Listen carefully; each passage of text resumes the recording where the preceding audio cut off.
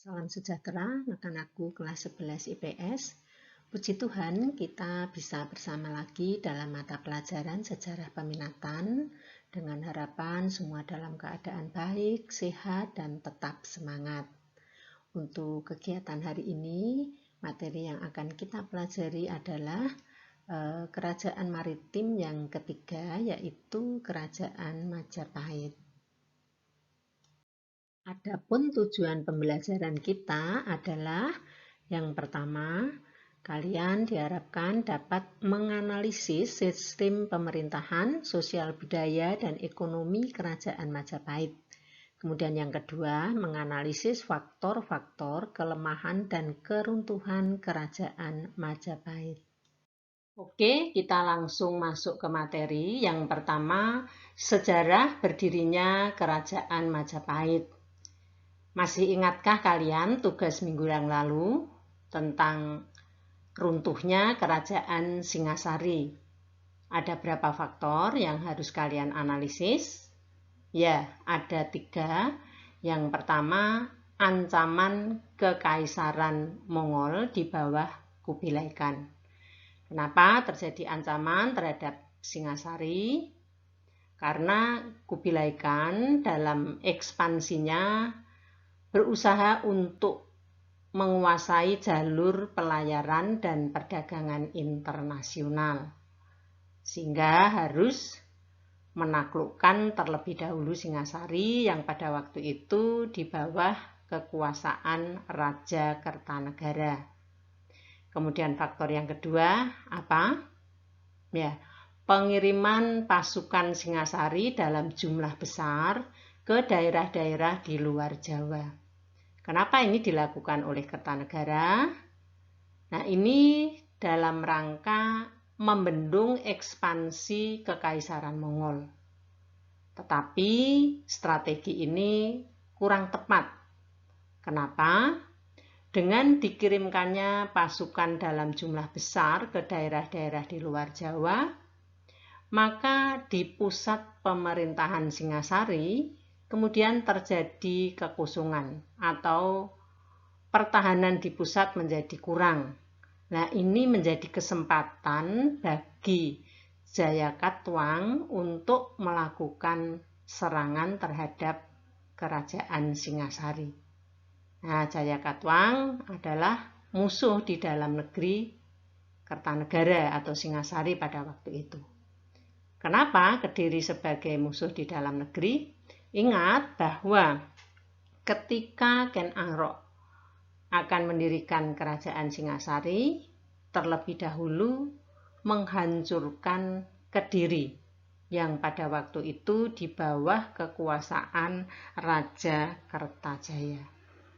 Nah, ternyata peristiwa ini masih terekam kuat oleh keturunan Kertajaya. Dalam hal ini Jayakatwang. Jadi jelaskan motivasi Jayakatwang menghancurkan Singasari. Apa motivasinya? Yaitu balas dendam. Karena leluhurnya dulu pada waktu awal berdirinya Kerajaan Singasari dihancurkan terlebih dahulu oleh Ken Arok. Nah, itulah riwayat tentang runtuhnya Kerajaan Singasari. Nah, kemudian apa hubungannya dengan berdirinya Kerajaan Majapahit? Nah, Raden Wijaya sebagai pendiri Kerajaan Majapahit menghadapi kekuatan, yaitu Jayakatwang itu sendiri. Nah, pada waktu itu Kubilai Khan tidak mengetahui bahwa Kertanegara sesungguhnya sudah dikalahkan dan sudah wafat oleh Jayakatwang. Dan keinginannya untuk kepentingan ekspansi kemudian mengirimkan kembali pasukan ke Jawa, dalam hal ini ke Singasari. Nah, kesempatan itulah kemudian dimanfaatkan oleh Raden Wijaya. Mereka, yaitu pasukan Kubilai Khan, diajak bekerja sama untuk menghancurkan Jayakatwang. Nah, mereka tidak tahu kalau yang dihadapi Jayatkatwang. Yang mereka tahu yang dihadapi adalah Kertanegara. Nah, bagaimana hasilnya? Hasil kerjasama antara Raden Wijaya dengan pasukan Kubilai Khan akhirnya bisa menghancurkan Jayatkatwang. Setelah itu bagaimanakah kerjasama Raden Wijaya dengan Kubilai Khan? Apakah masih berlanjut? Ternyata tidak. Pasukan Kubilai Khan akhirnya diusir untuk kembali ke negaranya. Kemudian Raden Wijaya mendeklarasikan berdirinya Kerajaan Majapahit tahun 1293 dan ia dinobatkan sebagai raja pertama hingga tahun 1309. Nah, inilah riwayat berdirinya Kerajaan Majapahit oleh Raden Wijaya dengan strategi yang seperti tadi. Nah, setelah Raden Wijaya, kemudian siapakah yang berkuasa atas Majapahit? Selanjutnya yaitu Raja Sri Jayanegara, kemudian Tribhuwana Tunggadewi, dan Raja Hayam Wuruk. Nah, pada masa Hayam Wuruk inilah Kerajaan Majapahit mengalami masa kejayaan. Berikut sistem pemerintahan Kerajaan Majapahit. Sistem pemerintahan Majapahit yaitu raja sebagai otoritas pemegang pemerintahan tertinggi. Dalam menjalankan pemerintahan, raja dibantu oleh beberapa pejabat kerajaan. Yang pertama, Panom Narendra, yaitu lembaga Dewan Penasihat Kerajaan yang terdiri dari orang-orang yang disebut Bathara Saptoprabu. Yang kedua, Yuara Raja, yaitu putra mahkota raja yang disiapkan untuk pengganti raja atau yang disebut Raja Muda. Kemudian Rakyan Mahamantri Katrini.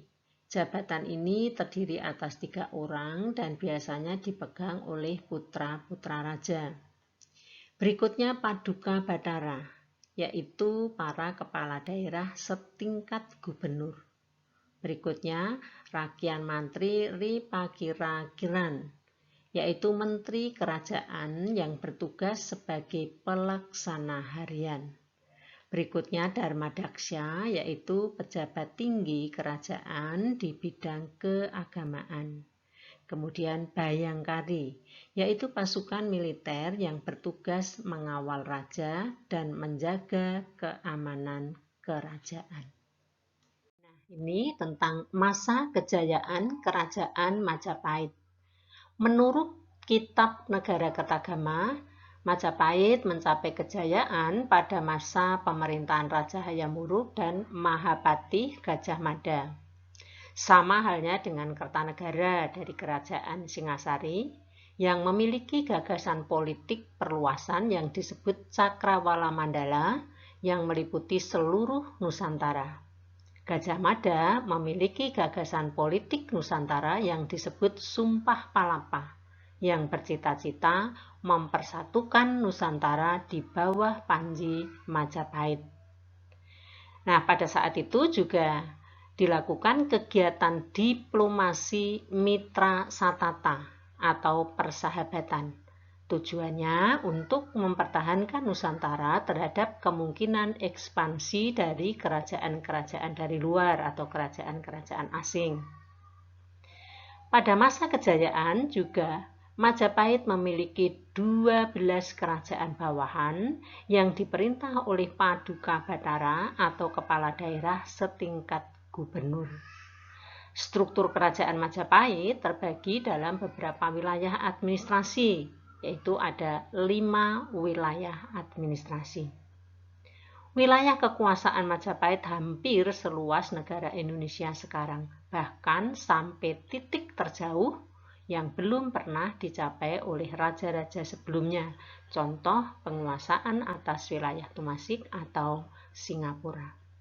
Nah, inilah sehingga Majapahit disebut sebagai kerajaan nasional yang kedua. menggantikan kerajaan Sriwijaya. Bagaimanakah dengan sistem sosial budaya kerajaan Majapahit? Masyarakat menganggap bahwa raja adalah penjelmaan dewa dan pemegang kekuasaan tertinggi dalam pemerintahan. Sebagian besar masyarakat menganut agama Hindu, tapi ada juga sebagai penganut Buddha. Dibangun pusat-pusat pendidikan agama yang dikenal sebagai mandala atau kadewa guruan yang dikelola oleh resi atau petapa.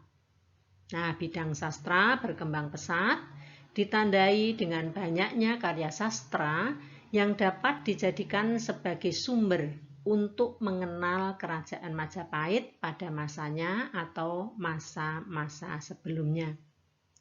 Nah, bukti perkembangan kebudayaan yang sangat pesat bukan hanya berupa sastra, tapi juga berupa bangunan, baik candi ataupun bangunan yang lain.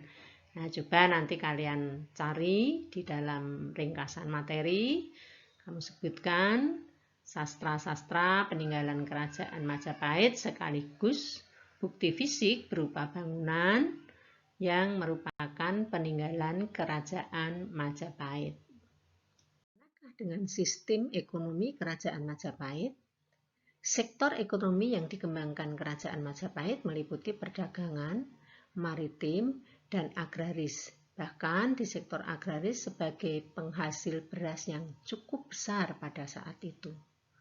Hasil pertanian menjadi komoditas perdagangan antar pulau dan antar wilayah.